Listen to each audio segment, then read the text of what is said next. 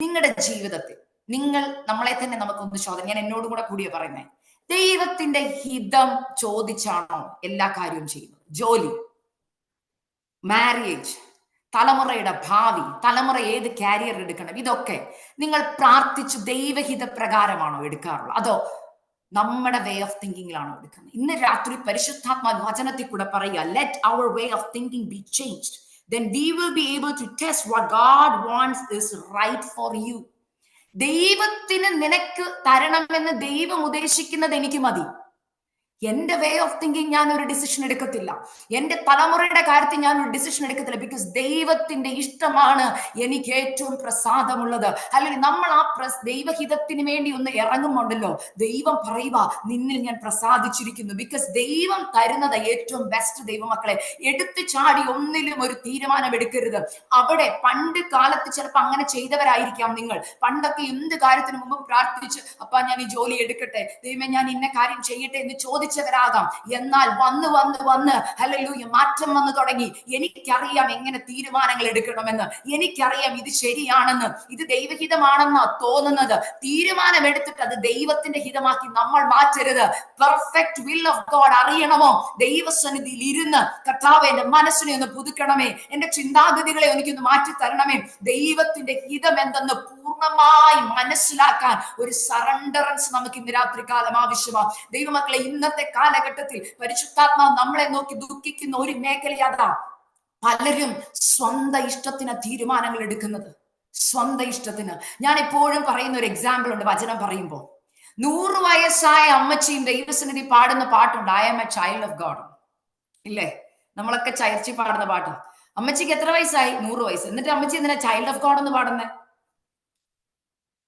അമ്മച്ചി പറയും, മോളെ ഞാൻ ദൈവത്തിന്റെ പൈതലാ, ദൈവത്തിന്റെ സന്നിധി ഞാൻ ഇപ്പോഴും ഒരു കുഞ്ഞു കൊച്ചിനെ പോലെ. നമ്മൾ ആ പാട്ട് പാടും, പക്ഷെ നിങ്ങൾക്ക് അതിന്റെ അർത്ഥം അറിയാം എന്താണ്? A child cannot take a decision by itself. ഒരു കുഞ്ഞിന് സ്വയമായി ഒരു തീരുമാനങ്ങളും എടുക്കാൻ കഴിവില്ല. അതുകൊണ്ട് ചൈൽഡ് എന്ന് വിളിക്കുന്നത്. അഡൽട്ട് ഇൻ ക്രൈസ്റ്റ് എന്നല്ല നമ്മളെ പറയുന്നത്, ചിൽഡ്രൻ ഓഫ് ഇൻ ക്രൈസ്റ്റ്. നമ്മൾ ദൈവത്തിന്റെ മക്കളാ. പക്ഷെ നമ്മളുടെ ആത്മീക ഗോളത്തിൽ ഇന്ന് നമ്മളെല്ലാവരും ഭയങ്കര അഡൽട്ടിന്റെ ഒരു തീരുമാനങ്ങളില്ല. നമുക്കറിയാം എന്ത് ചെയ്യണം, ദൈവം ആ വഴിക്ക് വരണം. ഇല്ല ദൈവമക്കളെ, ദൈവം പറയുന്നത്, ദൈവം പറയും, മക്കളെ നിങ്ങൾ ഇന്നും എന്റെ മക്കളാ കേട്ടോ, കൊച്ചുമക്കളാ, അത് കുഞ്ഞു മക്കളാ. You cannot take decision by yourself. ഇന്ന് രാത്രി പരിശുദ്ധാത്മ വ്യക്തമായിട്ട് പറയുക, മനസ്സ് പുതുക്കേണ്ട മേഖല എവിടെയാ? കഴിഞ്ഞ നാളുകളിൽ നീ ദൈവത്തിന്റെ ആലോചന ചോദിച്ചായിരുന്നു ഓരോ സ്റ്റെപ്പും എടുത്തത്. എന്നാൽ ഇന്ന് എടുത്തു ചാടി പല തീരുമാനങ്ങളും എടുക്കുന്നതിന്റെ ഫലമാണ് ഇന്ന് പലരും ദൈവ സാന്നിധ്യത്തിൽ നിന്ന് വിട്ടുപോകുന്നത്. ഇന്നത്തെ കഷ്ടത പലതും അതിന്റെ ഒരു തിക്താനുഭവമാണ്. കാരണം ദൈവത്തിന്റെ സാന്നിധ്യം അറിയാൻ കഴിയുന്നില്ല. ദൈവം പറയുന്നത് അതാ, ദൈവത്തിന്റെ പൂർണ്ണ ഹിതം എന്തെന്ന് മനസ്സിലാക്കണം കേട്ടോ. അതിനാദ്യം ആവശ്യം മനസ്സൊന്ന് പുതുക്കണം. നമ്മുടെ വേ ഓഫ് തിങ്കിങ് ഇന്ന് രാത്രികാലം ഒന്ന് മാറ്റാം. അടുത്ത് പറയുന്നു, റിന്യൂ അവർ മൈൻഡ്. നമ്മുടെ മനസ്സ് പുതുക്കുക. ആ മേഖലയിൽ പരിശുദ്ധാത്മാവിനോട് സംസാരിച്ച് മനസ്സ് പുതുക്കിയാൽ പല മേഖലയിൽ മാറ്റം വരും. ആദ്യം നമ്മുടെ ലൈഫ് സ്റ്റൈൽ മാറാൻ തുടങ്ങും. മനസ്സിലാവുന്നുണ്ടോ? ലൈഫ് സ്റ്റൈൽ മാറും, നമ്മുടെ ബിഹേവിയർ മാറാൻ തുടങ്ങും, നമ്മുടെ ക്യാരക്ടർ മാറാൻ തുടങ്ങും. ഹല്ലേലൂയ. ഞാൻ ഈ വചനം പഠിച്ചപ്പോൾ ഞാൻ ദൈവത്തോട് ചോദിച്ചു, കർത്താവ് ബൈബിളിൽ നിന്ന് ഈ എംപവേർഡ് ടു ട്രാൻസ്ഫോം എന്നുള്ള ആ വാക്യത്തിൽ എനിക്ക് ഒരു ക്യാരക്ടറിനെ പരിശുദ്ധാത്മാവ് എനിക്കൊന്ന് കാണിച്ചു തരണം. കർത്താവ് എന്നെ കൊണ്ടുപോയത് രൂത്തിന്റെ പുസ്തകത്തിലോട്ട്. രൂത്തിന്റെ പുസ്തകം വായിച്ചപ്പോൾ എനിക്ക് കറക്റ്റ് ആയിട്ട് 12:2 വാക്യം വ്യക്തമായിട്ട് രൂത്തിൽ എനിക്ക് കാണാൻ കഴിഞ്ഞു. ദൈവമക്കളെ, നമുക്ക് രൂത്തിന്റെ പുസ്തകത്തിലോട്ടൊന്ന് പോകാം. അവിടെ നമ്മൾ കാണുന്നത് രൂത്തിന്റെ ലൈഫിൽ ഞാൻ ഈ പറഞ്ഞ എല്ലാ കാര്യങ്ങളും, ഈ ലോകത്തിന് അനുരൂപരാകരുത്, നന്മയും പ്രസാദവും പൂർണ്ണതയുമുള്ള ദൈവഹിതം തിരിച്ചറിയുക, മനസ്സ് പുതുക്ക, രൂപ, ഇതെല്ലാം നമുക്ക് രൂത്തിൽ കാണാൻ കഴിയും. ഹല്ലേലൂയ. നിങ്ങളൊന്ന് ഓർത്തെ, ആരായിരുന്നു ഈ രൂത്ത്? മോവാബ്യ സ്ത്രീ ആയിരുന്നു. അവൾ ഈ ലോകത്തിന് വേണ്ടി ജീവിച്ചവളായിരുന്നു. ഇല്ലേ? നമുക്കൊക്കെ അറിയാം മോവാബ്യർ ആരാണെന്ന്. എന്നാൽ അവൾ ഒരു തീരുമാനം ദൈവസന്നിധിയിൽ എടുക്കുകയാണ്. അവൾ മനസ്സൊന്ന് പുതുക്കാൻ തീരുമാനം എടുക്കുക കേട്ടോ. അവൾ ആദ്യം ചെയ്തത്, ഞാൻ പറഞ്ഞല്ലോ ലോകത്തിന് അനുവിവരാകരുത്, ലോകം വിടണമെന്ന്. അവൾ ആദ്യം ചെയ്തത് എന്താ? അവളുടെ മോവാബ് ഉദ്ദേശം വിടാൻ അവൾ തീരുമാനം എടുത്തു. ഏറ്റവും നല്ല എക്സാമ്പിൾ ഈ റോമാലേഖന 12:2 ഏറ്റവും നല്ല വുമൻസിനുള്ള ഏറ്റവും ബെസ്റ്റ് എക്സാമ്പിൾ രൂത്ത. മനസ്സ് പുതുക്കി രൂപാന്തരപ്പെട്ട ഒരു വ്യക്തി. നമുക്ക് അവളുടെ ലൈഫിൽ കൂടി ഈ വചനത്തെ ഒന്ന് കാണാം. എന്നിട്ട് പെട്ടെന്ന് നമുക്ക് നിർത്താം. രൂത്ത് 1:6 ഇങ്ങനെ പറയുന്നു, അവൾ മോവാബ് ദേശം വിട്ട് മടങ്ങി പോകുവാൻ തന്റെ മരുമകളോടുകൂടെ പുറപ്പെട്ടു. മരുമക്കളോട് ആരൊക്കെയാ മരുമക്കള്? ഓർപ്പയും രൂത്തും. രൂത്തും റെഡിയായിരുന്നു മോവാബ് വിടാൻ. മോവാബിൽ നിൽക്കാൻ പല ചാൻസസും ഫ്യൂച്ചറിനെ നോക്കി നമ്മൾ ഇന്നത്തെ കാലത്ത് നോക്കിയാൽ ഭാവി നോക്കി പറയത്തില്ലേ, സാഹചര്യങ്ങൾ. മോൾ ഒന്നും കൂടെ ആ സാഹചര്യത്തെ ഒന്ന് ചിന്തിച്ചേ, മോടെ പ്രായം ഒന്ന് നോക്കിക്കേ. നമ്മളൊക്കെ പറയുന്ന വാക്കുകൾ അല്ലേ? നിന്റെ ഇത്രയും നല്ല എഡ്യൂക്കേഷൻ നോക്കിയാൽ നീ ഇന്ന ജോലി വേണം തെരഞ്ഞെടുക്കാൻ, പക്ഷെ ദൈവം മറ്റൊരു ജോലിയായിരിക്കും പറയുന്നത്. മനസ്സിലാകുന്നുണ്ടോ? ദൈവത്തിന്റെ പെർഫെക്റ്റ് വില്ല് മറ്റൊന്നാ, പക്ഷെ നമ്മൾ സാഹചര്യം വെച്ച് നോക്കും. നമ്മുടെ ചുറ്റുമുള്ള പലരും ഈ വാക്ക് നമ്മളോട് പറഞ്ഞെന്നിരിക്കും. മോളെ, നിന്റെ പ്രായം നീ നോക്കണം. മനസ്സിലാവും? നിന്റെ കുടുംബം നീ നോക്കണം. നിന്റെ അപ്പനെ അമ്മയും വിട്ടാ നീ തീരുമാനം എടുക്കുന്നത്.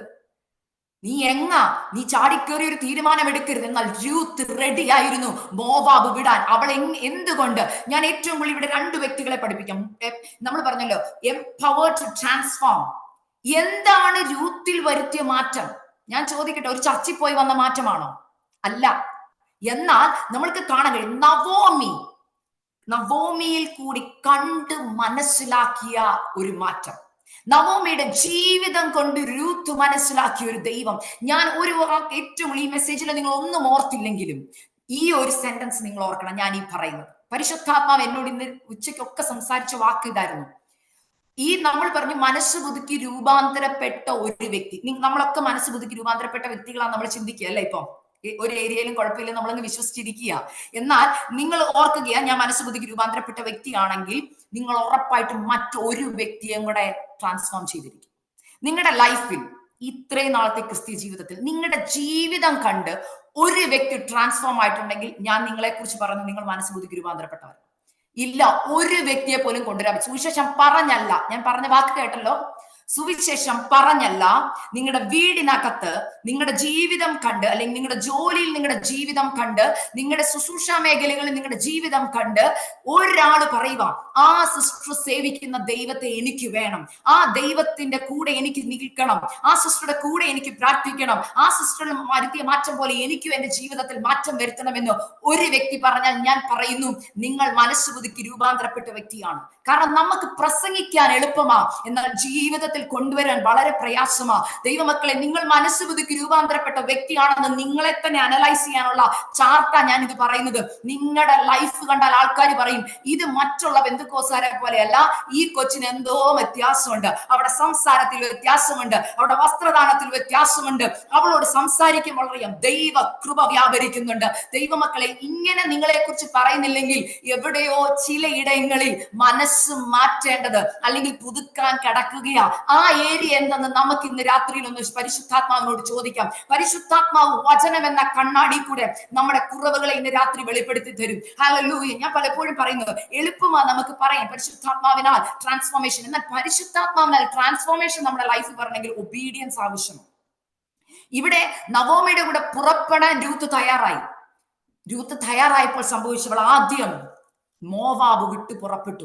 രണ്ട്, ഇവിടെ പറയുന്ന ഒരു കാര്യം, അവൾക്ക് ദൈവത്തിന്റെ ഹിതം എന്തെന്ന് മനസ്സിലായി. പെർഫെക്റ്റ് വിൽ ഓഫ് ഗോഡ് അവൾക്ക് മനസ്സിലായി. എങ്ങനെ മനസ്സിലായി? രൂത്തെ, നീ മോവാബിയല്ലേ, നിനക്കെങ്ങനെ അറിയാം ദൈവത്തിന്റെ പെർഫെക്റ്റ് വിൽ എന്താന്ന്? ദൈവത്തെ അവൾ അറിഞ്ഞു എന്നുള്ളതാണ്. ദൈവത്തെ ഒരു വ്യക്തി, ജീവനുള്ള ദൈവത്തെ ഒരു വ്യക്തി അറിഞ്ഞാൽ ദൈവം എന്ത് നമ്മളിൽ നിന്ന് പ്രതീക്ഷിക്കുന്നെന്ന് നമുക്കറിയാൻ കഴിയും. മനസ്സിലാകുന്നുണ്ടോ? അവക്കൊരു കാര്യം, ഞാൻ വളർന്നു വന്ന സാഹചര്യത്തിലെ വിഗ്രഹങ്ങളും ഞാൻ വളർന്ന സാഹചര്യത്തിലെ ദൈവങ്ങൾക്ക് അങ്ങനെ ഹിതമൊന്നുമില്ല. ഞാൻ എന്തെങ്കിലുമൊക്കെ കൊടുത്താൽ ദൈവം പ്രസാദിക്കും, ഞാൻ എങ്ങനെ ജീവിച്ചാലും ദൈവത്തിന് കുഴപ്പമില്ല. എന്നാൽ ഈ നവോമി കാണിച്ചു തന്ന ദൈവത്തിന് എന്തോ ഒരു പ്രത്യേകതയുണ്ട്.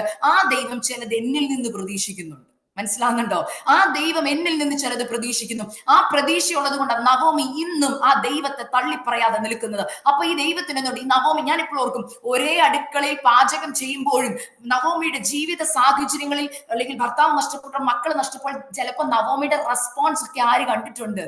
രൂത്ത് കണ്ടിട്ടുണ്ട്. ഇതാണ് രൂത്തിനെ ഈ ദൈവത്തിലേക്ക് ആകർഷിച്ചത്. രൂത്ത്, നവോമി ട്രാൻസ്ഫോംഡ് ആയ രീതി, നവോമിയിൽ വന്ന മാറ്റങ്ങൾ രൂത്ത് ശ്രദ്ധിച്ചു. അവിടെ പറയുന്നത് നിങ്ങൾക്കൊക്കെ അറിയാവുന്ന വചനമാണ്. 1:16 ഇങ്ങനെ പറയുന്നു, നിന്നെ വിട്ടു പിരിവാനും നിന്റെ കൂടെ വരാതെ മടങ്ങിപ്പോവാൻ എന്നോട് പറയരുത്. എന്നിട്ട് അവിടെ പറഞ്ഞ വാക്ക് നിങ്ങൾ ശ്രദ്ധിച്ചോ, നിന്റെ ജനം എന്റെ ജനം, നിന്റെ ദൈവം എന്റെ ദൈവം. നീ മരിക്കുന്നിടത്ത് ഞാനും മരിക്കും.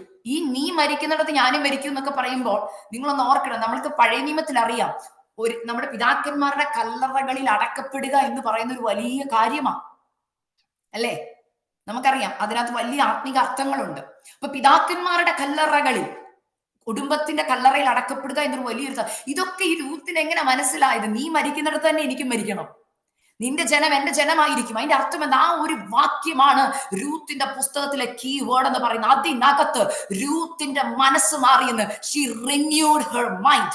എന്താ അവളുടെ മനസ്സിൽ നേരത്തെ ഉണ്ടായിരുന്നത്? നമ്മളാണ് രൂത്തിന്റെ സ്ഥാനത്തെങ്കിലോ, അയ്യോ എന്റെ പ്രായം ചെറുതാ, എനിക്ക് ഒന്നുകൂടെയൊക്കെ ഒരു കല്യാണം കഴിക്കാം. നവോമിയുടെ കൂടെ ജീവിതം തുടങ്ങിയ നവോമി ഭയങ്കര റെസ്ട്രിക്ഷൻ ഉള്ളതാ.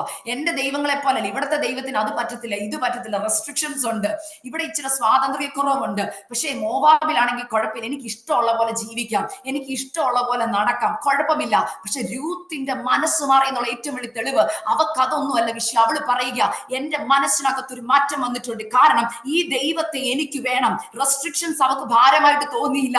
അവള് പറയുക, സാരമില്ല, എനിക്ക് ഈ ദൈവത്തെ മതി. മനസ്സ് മാറി എന്നുള്ള ഏറ്റവും വലിയ തെളിവ് അവളുടെ ഡിസിഷൻ അവൾ എടുത്തു. അത് എങ്ങനത്തെ ഡിസിഷൻ ആണെന്നറിയോ? Perfect will of God.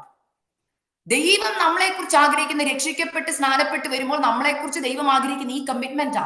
എന്തുവാ? കർത്താവേ, നിന്റെ ജനം എന്റെ ജനമാ. നമുക്ക് പറയാൻ കഴിയുന്നുണ്ടോ ദൈവമക്കളെ? നിങ്ങളൊന്ന് ചിന്തിച്ച് ഈ വാക്യം തന്നെ നിങ്ങൾ ഒരു 10 വട്ടം വായിച്ചാൽ നിങ്ങൾക്ക് മനസ്സിലാവും. നിന്നെ വിട്ടുപിരിവാനും നിന്റെ കൂടെ വരാതെ മടങ്ങിപ്പോവാൻ എന്നോട് പറയരുതേ. ഞാൻ ഈ വചനം വായിച്ച പരിശുദ്ധാത്മാവിനോട് പറഞ്ഞത്, ഇന്നത്തെ തലമുറ ഈ വചനത്തെ പരിശുദ്ധാത്മാവുമായിട്ടൊന്ന് കൂട്ടി യോജിച്ചെന്ന് പറയാൻ പറ്റുമോ? കർത്താവേ, പരിശുദ്ധാത്മാവേ, അങ്ങ് പോകുന്നിടത്ത് എനിക്കും പോകണം.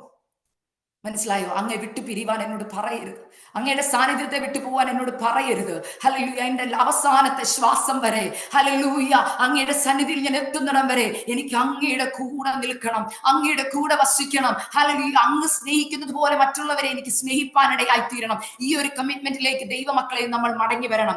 അതിനുശേഷം അവിടെ പറയുന്ന ഒരു കാര്യം ഉണ്ട്. ഹല്ലേലൂയ, അവിടെ മനസ്സ് മാറി എന്നുള്ളതിന്റെ അടുത്തൊരു തെളിവ് നമുക്ക് കാണാം. 1:18. ഹല്ലേലൂയ, ആ വചനത്തിൽ ഇങ്ങനെയാണ് പറയുന്നത്. അവിടെ മനസ്സിന്റെ സ്ട്രെങ്ത് അവിടെയാണ് കാണിക്കുന്നത്. തന്നോട് കൂടെ പോരുവാൻ അവൾ ഉറച്ചിരിക്കുന്നു എന്ന് കണ്ടപ്പോൾ അവൾ അവളോട് സംസാരിക്കുന്നത് മതിയാക്കി. എത്ര സ്ട്രോങ് ഡിസിഷൻ രൂത്ത്. നവോമിക്ക് മനസ്സിലായി അവൾ ആ തീരുമാനത്തിൽ നിന്ന് മാറത്തില്ലെന്ന്. എന്നാൽ ദൈവമക്കളെ, ഞാൻ ചോദിക്കട്ടെ, നിങ്ങളെ തന്നെ ഇന്ന് ശോധന ചെയ്യണേ. രക്ഷിക്കപ്പെട്ട് സ്നാനപ്പെട്ട് ഇറങ്ങിയ കാലത്ത് സ്ട്രോങ് ഡിസിഷൻസ് എടുത്ത് ഇറങ്ങിയവരല്ലേ നമ്മൾ?